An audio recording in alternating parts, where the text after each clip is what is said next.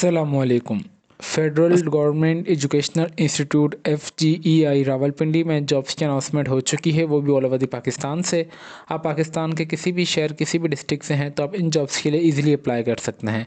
अगर इसके लिए हम एजुकेशन की बात की जाए तो अगर आपने कोई भी इंटरमीडिएट डिग्री, बैचलर्स की डिग्री या फिर अगर आपने कोई मास्टर्स की भी डिग्री की हुई है एटलीस्ट C ग्रेड में भी, तभी आप इन जॉब्स के लिए इजीली अप्लाई कर सकते हैं। टीचिंग की जॉब्स की अनाउंसमेंट हुई है। टोटल नंबर ऑफ पोजीशंस की बात की जाए तो 49 है।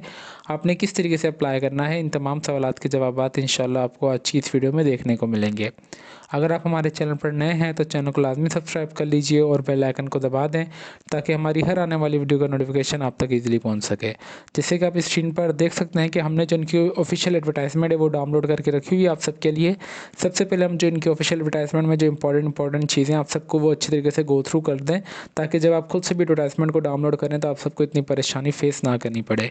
Federal government educational institute cantt garrison directorate Rawalpindi cantt में वैकेंसीज़ की अनाउंसमेंट हुई। यहाँ पे वही आ रहा है कि हमारे पास आ रहा है एप्लीकेंट्स आर इन्वाइटेड जो भी पाकिस्तानी नेशनलिटी है के हैं, चाहे वो पंजाब KP के पाकिस्तान के किसी भी सूबे से हैं तो वो इसमें अप्लाई कर सकते हैं। जो कि कॉन्ट्रैक्ट बेसिस होगा 1 साल के लिए और एक्सटेंडेबल हो जाएगा अनदर ईयर के लिए if required.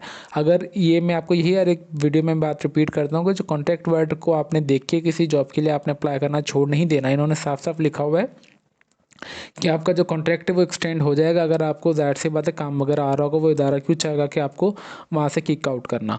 Number first para lecturer male के लिए जॉब है जो कि 17वें स्केल की जॉब है। मिनिमम क्वालिफिकेशन की इन्होंने यहाँ पे बताया हुआ है कि आपके पास C ग्रेड मास्टर्स में या 16 साल की आपके पास डिग्री होनी चाहिए किसी भी रेगुलेंट सब्जेक्ट में। सब्जेक्ट वाइज डिटेल की बात की जाए तो इंग्लिश में 18 है फॉर मेल्स के लिए, कंप्यूटर साइंस के लिए 15 और C मतलब ABCD के हिसाब से, उर्दू के लिए 8 है, इस्लामिक स्टडी के लिए 6, फिजिक्स के लिए 5, मैथमेटिक्स के लिए 5, फिलोसफी के लिए 6, केमिस्ट्री के लिए 3, पाकिस्तानी स्टडीज़ के लिए 3, बिजनेस एडमिनिस्ट्रेशन के लिए 2, अकाउंटिंग के लिए 2, फाइनेंस के लिए 2। नंबर ऑफ वैकेंसीज़ की बात की जाए तो ओनली फॉर मेल्स के लिए 75 है। ठीक है। डोमिसाइल कोटा ऑन मेरिट 5 पर है, Punjab merit 35 and minorities non Muslim के लिए 2 सीट्स हैं, सिंध रूरल की 8 सीट हैं माइनॉरिटीज़ के लिए और नॉन मुस्लिम के लिए, और सिंध अर्बन की मेरिट पर 5 सीटें हैं, KP के खैबर पख्तूनख्वा के लिए 8 और 8 जो मेरिट पर माइनॉरिटीज़ के लिए और नॉन मुस्लिम के लिए 1, और बलोचिस्तान में 4 सीटें हैं मेरिट पर और एक्सफाटा की 3 और गिलगित बल्तिस्तान की मेरिट पर और एक आज़ाद जम्मू कश्मीर की मेरिट्स पे 2। टोटल 75 सीट्स हैं जो कि लेक्चरर मेल के लिए हैं। अगर हम यहाँ पे आ जाए नंबर B पे, लेक्चरर फीमेल के लिए इनको ज़रूरत है जो कि 17वें स्केल की जॉब है। इसके लिए भी इनकी जो रिक्वायरमेंट है आपके पास मास्टर्स डिग्री या किसी भी 16 साल की तालीम होनी चाहिए ग्रेड C में इक्विवेलेंट सब्जेक्ट के लिहाज से। इंग्लिश में 18 सीट्स है फॉर फीमेल्स के लिए और 16, कंप्यूटर साइंस के लिए 15, उर्दू के लिए 9, इस्लामिक स्टडीज़ के लिए 6, फिजिक्स के लिए 2, मैथमेटिक्स के लिए 4, फिलोसफी के लिए 7, केमिस्ट्री के लिए 3, पाकिस्तानी स्टडीज़ के लिए 3, बिजनेस एडमिनिस्ट्रेशन के लिए 2, अकाउंटिंग के लिए 2, फाइनेंस के लिए 2। नंबर ऑफ वैकेंसीज़ की बात की जाए तो 75 फॉर मेल्स के लिए है और 75 फॉर फीमेल्स, दोनों के लिए बराबर हैं।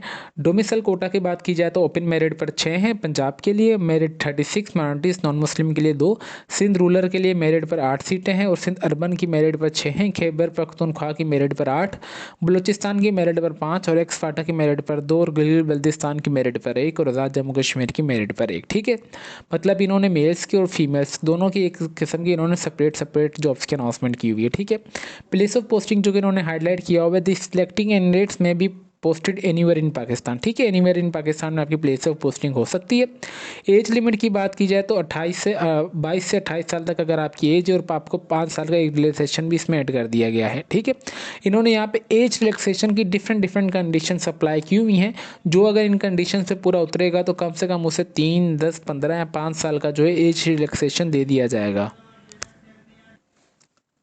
जी, अगर हम एज रिलैक्सेशन की बात की ली जाए तो अगर 3 साल का जो है एज रिलैक्सेशन सिर्फ उन्हीं कैंडिडेट्स को दिया जाएगा जो कि बुद्धिस्ट कम्युनिटी से हैं, रिकगनाइज टर्बिलाइज ऑन द टर्बिला एरियाज हैं, जैसे आज़ाद जम्मू कश्मीर और गिलगित बल्तिस्तान के लिए उनको 3 साल की एज रिलैक्सेशन दे दी गई जाएगी। ठीक है। और 10 साल की एज रिलैक्सेशन उनको दे दी जाएगी इन द केस ऑफ जो भी गवर्नमेंट सर्वेंट है और जिन्होंने 2 साल continue government by 15 year in the case of the, अच्छा यहाँ पे जिन्होंने कोई भी 2 साल गवर्नमेंट सर्वेंट में मुकम्मल अपनी रिटायरमेंट तक इन्होंने जो अच्छे तरीके से काम किया उनको भी एज रिलैक्सेशन 10 साल का दे दिया गया है।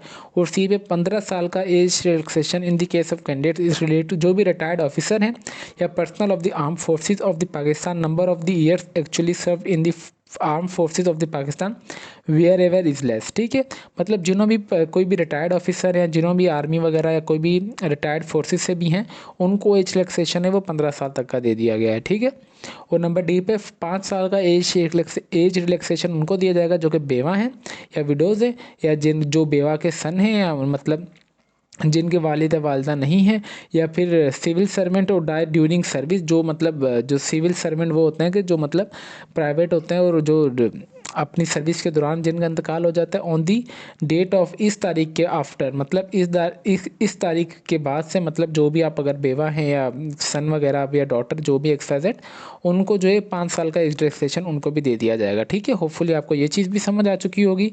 आपने इस तरीके को मैं अगेन रिपीट कर देता हूँ, 3 साल का एज रिलैक्सेशन उनको दिया जाएगा जो कि नॉन मुस्लिम है और जो टर्बीला एरिया से बिलोंग करते हैं। 10 साल का age relaxation up to 5 year age वालों को दे दिया जाएगा जो कि कोई भी गवर्नमेंट सर्वेंट जिन्होंने 2 साल continue government serving in a closing date of the, जिन्होंने मुकम्मल 2 तरीके से अप्लाई किसी भी गवर्नमेंट इदारे में काम किया हुआ। ठीक है, और 15 साल का एज रिलैक्सेशन उनको रिटायर्ड ऑफिसर्स हैं जो, या personal from the arm forces of the Pakistan के जो हैं उनको, या उससे कम की अगर हैं तो उन्होंने एक्सपीरियंस वगैरह किया हुआ है, तब भी उनको भी 15 साल का एज रिलैक्सेशन दे दिया जाएगा। और 5 साल का जो एज रिलैक्सेशन है जो बेवा है या जिनके वालिद या वालदा नहीं है, सन या डॉटर, या फिर डिजीज़ सिविल सर्वेंट के ड्यूरिंग वो सर्विस अपने इंतकाल कर चुके हैं 1/7 2005 के बाद, तो उनको भी जो है एज रिलैक्सेशन दे दिया गया। ठीक है, और आपके पास नोटिफिकेशन होना चाहिए of death at the time of interview. जब भी आपका इंटरव्यू वगैरह होगा तब आपके पास ये चीज़ें लास्टिंग प्रूफ के तौर पे होनी चाहिए, डेथ सर्टिफिकेट वगैरह या कोई भी रिटायरमेंट का जो जिसमें यहाँ पे भी आप इनके पूरा उतर पाएँ। ठीक है, एडवर्टाइजमेंट देखें, आपको रीड करके बताने का मकसद यही होता है कि ताकि आपकी जो क्यूरीज वगैरह हैं वो आपकी ना रहें। अच्छा, ये age and academic qualification of the candidate shall be determined of the closing date of the, आप ये देख लीजिएगा, जो इसकी लास्ट डेट है वो 3 अप्रैल 2024 से पहले पहले आपने अप्लाई कर देना है। The contract appointment will be terminate on the completion of 2 years arrival permanent institution recommended by the FPSC where is the earlier। या आप इस पॉइंट को, ये बात की कहानी आप इसे छोड़ दें, और इसके अलावा और यहाँ पे, ठीक है, ये इंपॉर्टेंट है। नंबर 9 पे written test will be conducted Peshawar, Rawalpindi, Lahore, Multan, Karachi और कोयटा स्कैंड। आपका जो रिटन टेस्ट होगा सबसे पहले वो इंडियन सेंटर्स में ले लिया जाएगा। ठीक है, शॉर्टलिस्ट कैंडिडेट्स जो भी होंगे उनके पास ओरिजिनल डॉक्यूमेंट्स होने चाहिए। Date of the declaration of the result must be maintain mark sheet, आपके पास मार्कशीट्स वगैरह होनी चाहिए, अपने ट्रांजेक्शन स्लिप्स वगैरह होनी चाहिए at the time of interview. In the case of अगर आपके पास कोई भी फेक डॉक्यूमेंट्स वगैरह होंगे तो आपका उसी टाइम प्रोसेस जो है वो कैंसिल कर दिया जाएगा। ठीक है, जो भी गवर्नमेंट सर्वेंट है वो फ्रेश नॉन ऑब्जेक्टिव सर्टिफिकेट से appointment will be time off, अच्छा, जो भी गवर्नमेंट सर्वेंट है वो प्रॉपर चैनल के थ्रू अप्लाई करेंगे, इसका यही मतलब है।